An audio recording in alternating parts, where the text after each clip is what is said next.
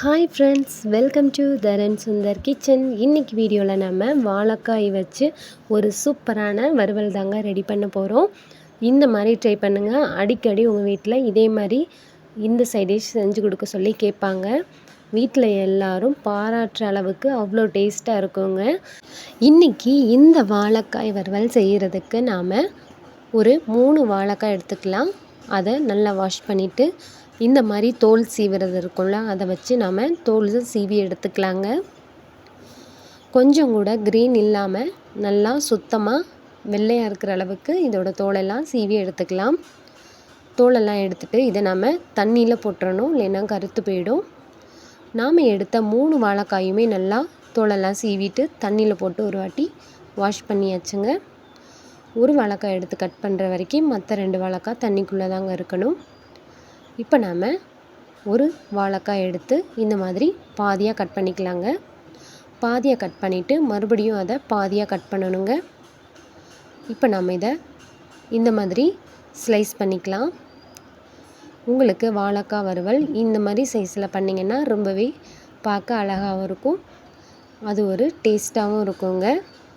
நம்ம மொத்தமாக போடையில் அதோட டேஸ்ட்டே மாறி போயிடும், உள்ளே வெந்தும் வேகாமலும் இருக்கும். அதனால் இந்த மாதிரி ஸ்லைஸ் பண்ணி எடுத்துக்கோங்க. இப்போ நம்ம ஸ்லைஸ் பண்ண எல்லாத்தையுமே மறுபடியும் தண்ணிக்குள்ளே போட்டுடலாங்க. நாம் ரவுண்ட் ஷேப்பில் கட் பண்ணோன்னா சீக்கிரமே உடஞ்சி போகிறதுக்கு வாய்ப்பு இருக்குது. இந்த மாதிரி பண்ணும்போது உடஞ்சி போகாமல் நல்லா குச்சி குச்சியாக இருக்குங்க. இதை நாம் வறுத்து எடுக்கலவும் நல்லா சூப்பராக இருக்கும், குழந்தைங்களும் விரும்பி சாப்பிடுவாங்க. இப்போது ஒரு கடாயில் எண்ணெய் ஊற்றி எண்ணெய் நல்லா சூடானதும் நாம் கட் பண்ணி வச்ச வாழைக்காயெலாம் சேர்த்துக்கலாங்க. நான் 3 வாழைக்காவையும் மொத்தமாக வறுக்கிறதுக்கு போட்டுட்டேன், அதனால் பாத்திரத்தில் கொஞ்சம் ஒட்டுச்சுங்க. நீங்கள் பாதி பாதியாக போட்டுக்கோங்க. நான் பண்ண மிஸ்டேக்ஸை நான் சொல்கிறேன். ஸோ நம்ம அதிகமான பொருட்கள் சேர்க்கும்போது எண்ணெயுமே அதிகமாக இருக்கணும். எண்ணெய் நமக்கு குறைவாக இருந்துச்சுன்னா நம்ம கட் பண்ணி வச்ச வாழைக்காயை கொஞ்சம் கொஞ்சமாக சேர்த்து கூட வறுத்துக்கலாங்க. இப்போ நான் கொஞ்சமாக உப்பு, ஒரு அரை டேபிள் ஸ்பூன் மஞ்சள் தூளும் சேர்த்து இந்த மாதிரி ஃப்ரை பண்ணி எடுத்துக்கிறேன். தூள் உப்பு சேர்த்துக்கோங்க. தூள் உப்பு இல்லைன்னா நான் கல் உப்பை இடித்து சேர்த்துக்கிட்டேங்க. நான் எல்லா சமையல்லையுமே கல் உப்பு தாங்க சேர்ப்பேன். தூள் உப்பு சேர்க்க வேண்டிய இடத்துல உப்பை இடித்து சேர்த்துக்கிறவங்க. இப்போ நல்லா ஒரு 3/4 பதம் வெந்திருக்குது. ஒரு 75% வெந்ததுக்கப்புறமா இதை நம்ம அப்படியே ஒரு பிளேட்டுக்கு மாற்றிடலாங்க. இப்போ பாருங்கள், ஒரு பீஸ் எடுத்து காட்டுறேன். இப்போ நம்ம வளைக்கும் போது பட்டுன்னு உடஞ்சிடக்கூடாது, இந்த அளவுக்கு இருக்கணுங்க. வளைச்சா வளையணும், 3/4 பதம் வெந்திருந்தால் போதுங்க. இப்போ நாம் வறுத்த அதே எண்ணெயில் ஒரு அரை டேபிள் ஸ்பூன் ஜீரகம், அரை டேபிள் ஸ்பூன் கடுகு சேர்த்துக்கலாங்க. இதோட நம்ம பூண்டு சேர்த்துக்கலாம். பூண்டை குட்டி குட்டியாக இந்த மாதிரி வெட்டி சேர்த்துக்கோங்க. இதோட அரை டேபிள் ஸ்பூன் சோம்பு சேர்த்துக்கலாம். ஒரு கைப்பிடி கருவேப்பிலையை இந்த மாதிரி கட் பண்ணி சேர்த்துக்கோங்க.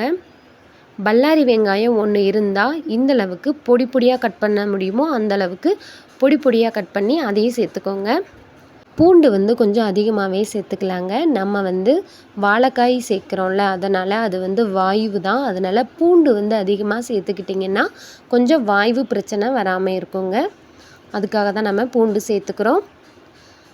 இப்போ நம்ம பச்சை மிளகாய் எந்த அளவுக்கு பொடியாக கட் பண்ண முடியுமோ அந்த அளவுக்கு கட் பண்ணி அதையும் சேர்த்துக்கலாங்க. பச்சை மிளகாய் சேர்த்ததுக்கப்புறமா அதையும் நல்லா வதக்கி விட்டுறலாங்க. இப்போது பச்சை மிளகாயும் நல்லா வதங்கிருச்சு. இப்போ நாம் மசாலா பொருட்கள்லாம் சேர்த்துக்கலாம். நான் என்ன மசாலா சேர்த்தேன்னு பார்த்தீங்கன்னா, சக்தியில் சிக்கன் வறுவல் பவுடர் இருக்கும் பார்த்தீங்களா, அதுவும் மட்டன் குழம்பு தூள், இது 2 மட்டும்தாங்க சேர்த்தேன். இது 2மே இல்லைனாலும் பரவாயில்ல. 1/4 டேபிள் ஸ்பூன் மிளகாய்த்தூள், 1/4 டேபிள் ஸ்பூன் மல்லித்தூள், 1/4 டேபிள் ஸ்பூன் மிளகுத்தூள், 1/4 டேபிள் ஸ்பூன் கரம் மசாலா சேர்த்துக்கோங்க. சிக்கன் வறுவல் பவுடரும் மட்டன் மசாலா இல்லைன்னா மட்டுமே இதை சேர்த்துக்கோங்க. நான் சேர்த்த சிக்கன் வறுவல், மட்டன் குழம்பு தூள் 2மே ஒவ்வொரு டேபிள் ஸ்பூன் தாங்க சேர்த்தேன். அது இல்லைன்னா பரவாயில்ல, நீங்கள் இந்த 4 இன்க்ரீடியன்ஸை சேர்த்துக்கோங்க. இப்போ நம்ம இதெல்லாம் நல்லா வதங்கினதும் ஒரு பெரிய சைஸ் பழுத்த தக்காளியை இந்த மாதிரி பொடி பொடியாக வெட்டி சேர்த்துருக்கேன். இந்த தக்காளி வதங்கிறதுக்கு தேவையான அளவு உப்பு சேர்த்துக்கோங்க. நம்ம ஆல்ரெடி வாழைக்காய் வறுக்கையிலேயே கொஞ்சம் உப்பு சேர்த்துருப்போம். அதனால் உப்பு வந்து பார்த்துட்டு சேர்த்துக்கோங்க. இப்போ பாருங்கள், நம்ம தக்காளி வந்து நல்லா எல்லா மசாலா பொருட்களோடையும் சேர்ந்து நல்லா வதங்கி வந்துருச்சுங்க. இந்த ஸ்டேஜில் வந்து நாம் தனியாக வறுத்து எடுத்து வச்சுருந்த வாழைக்காயும் சேர்த்துக்கலாங்க. சேர்த்துட்டு நல்லா கலந்து விட்டுறலாம். உங்களுக்கு காரம் எவ்வளோ இருக்குதுன்னு பார்த்துட்டு காரம் வேணும்னா எக்ஸ்ட்ரா சேர்த்துக்கோங்க. நம்ம ஆல்ரெடி சிக்கன் வறுவல், மட்டன் மசாலா சேர்த்துருக்கிறதால காரம் கரெக்டாக இருக்குங்க. நீங்கள் வேணும்னா எக்ஸ்ட்ரா சேர்க்கணுன்னா சேர்த்துக்கோங்க. அவ்வளோதாங்க, நம்ம சூப்பரான வாழைக்காய் வறுவல் வந்து நல்லா ரெடி ஆயிருச்சு. இந்த மாதிரி டேஸ்ட்டில் நீங்களும் உங்கள் வீட்டில் பெரியவங்கள்லேருந்து சின்னவங்க வரைக்கும் செஞ்சு கொடுங்க. விரும்பி சாப்பிடுவாங்க, கண்டிப்பாக பாராட்டுவாங்க. இதே மாதிரி இன்னொரு வாட்டி செஞ்சு கொடுக்க சொல்லுவாங்க. ஃப்ரெண்ட்ஸ், இந்த வாழைக்காய் வறுவல் வீடியோ உங்களுக்கு பிடிச்சிருந்தா லைக் பண்ணுங்கள், ஷேர் பண்ணுங்கள். மறக்காமல் தருண் சுந்தர் கிச்சனை சப்ஸ்கிரைப் பண்ணிக்கோங்க. தேங்க்யூ.